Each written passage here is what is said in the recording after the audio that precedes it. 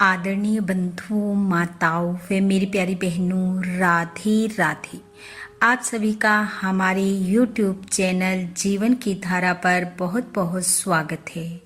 बंधुओं, आज हम इस वीडियो में लक्ष्मी जी व भगवान श्री हरि नारायण की कथा सुनेंगे, जिसे सुनने सुनाने से श्री हरि व लक्ष्मी जी की कृपा प्राप्त होती है व घर में धन आगमन के नए नए रास्ते खुलते हैं।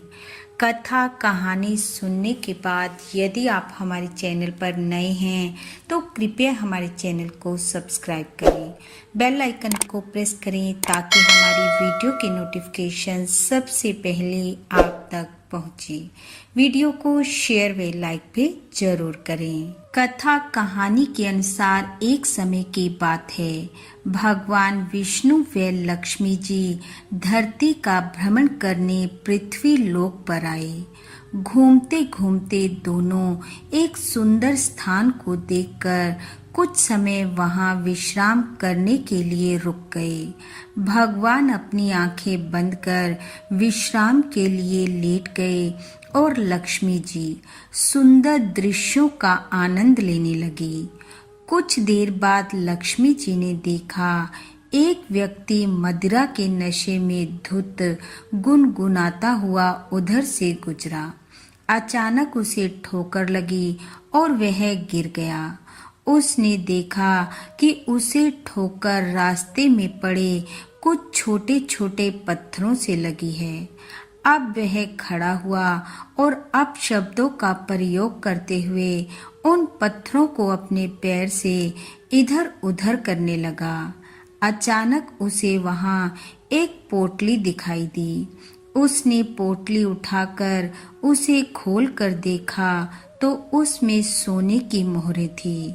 उसकी तो प्रसन्नता का ठिकाना न रहा। वह खुशी के मारे नाचने लगा और पोटली को लेकर चलता बना। लक्ष्मी जी ये सब देख रही थी। ऐसा दृश्य देख वह बहुत हैरान हुई। उन्होंने देखा ये इंसान झूठा है, चोर है, मदिरा पान किए हुए है, सारे गलत कार्य करता है, फिर भी श्री हरि ने इसे अपनी कृपा के काबिल क्यों समझा। उन्होंने नजर उठाकर भगवान विष्णु की तरफ देखा, मगर वो अभी भी आंखें बंद किए हुए अपने में मगन थे। तभी लक्ष्मी जी की नजर एक और व्यक्ति पर पड़ी जो उसी दिशा में आ रहा था। देखने में वो गरीब लगता था, परंतु फिर भी उसके चेहरे पर शांति और खुशी के भाव थे। तन पर कपड़े पुराने थे पर साफ थे। वह प्रभु भजन गुनगुनाता हुआ जा रहा था कि अचानक उसके पैर में कांच चुभ गया। उसके मुंह से आह निकली और साथ ही पैर से खून की धार बह चली। फिर भी उसने हिम्मत से काम लिया।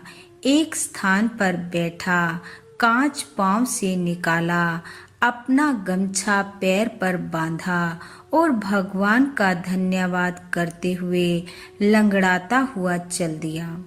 इतने अच्छे व्यक्ति की ये दशा देख लक्ष्मी जी ने फिर से नारायण की तरफ देखा, परंतु वे अभी भी आंखें मूंदे बड़े मजे से लेटे हुए थे। लक्ष्मी जी को अपने भक्त के साथ प्रभु का ये भेदभाव अच्छा नहीं लगा। उन्होंने श्री हरि को झकझोरा। जैसे ही नारायण ने अपनी आंखें खोली, लक्ष्मी जी ने पूछा, प्रभु ऐसा क्यों किया आपने? जो बुरा था उसे धन दे दिया और जो अच्छा था उसे शूल दिया। मुझे आपकी माया समझ नहीं आई। लक्ष्मी जी की बात का उत्तर देते हुए भगवान श्री हरि बोले, देवी मैंने इसमें कुछ नहीं किया। मैंने सिर्फ इनके कर्मों के हिसाब से इनके दुख सुख को कम ज्यादा किया है। लक्ष्मी जी ने पूछा, प्रभु वो कैसे? भगवान बोले, जिस व्यक्ति को सोने की पोटली मिली उसे आज इस वक्त पूर्व जन्म में किए गए सुकर्मों के हिसाब से पूरा राज्य भाग मिलना था, लेकिन उसने इस जन्म में इतने बुरे कर्म किए हैं कि पूरे राज्य का मिलने वाला खजाना घटकर एक पोटली सोना रह गया। और दूसरा व्यक्ति जिसके पैर में शूल चुभा, उसे पूर्व जन्म में किए गए पापों के फल स्वरूप इस वक्त फांसी पर लटकाया जाना था, लेकिन उसने इस जन्म में इतने अच्छे कर्म किए कि उसकी फांसी एक छोटे से शूल में परिवर्तित हो गई। इसलिए देवी मनुष्य ये समझता है कि मैं उसे दुख या सुख दे रहा हूँ। नहीं, ये उसके खुद के किए कर्म होते हैं जो राज्य के खजाने को छोटी सी सोने की पोटली और सूली को शूल में बदल देते हैं। इसलिए मनुष्य को सदैव अच्छे कर्म करने चाहिए, और यदि मनुष्य अच्छे कर्म करता है तो मुझे भी उसके भाग्य का विधान बदलना पड़ता है। यह कहकर भगवान श्री हरि मुस्कुराते हुए बैकुंठ लोक की ओर चल दिए और लक्ष्मी जी उनके पीछे पीछे चल दी। बोलो विष्णु भगवान की जय। बोलो मात लक्ष्मी की जय। बंधुओं, भगवान श्री हरि व माँ लक्ष्मी की कृपा आप व आपके परिवार पर सदैव बनी रहे।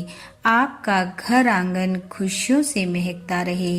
इन्हीं शुभकामनाओं के साथ आप सबका बहुत बहुत धन्यवाद। राधे राधे।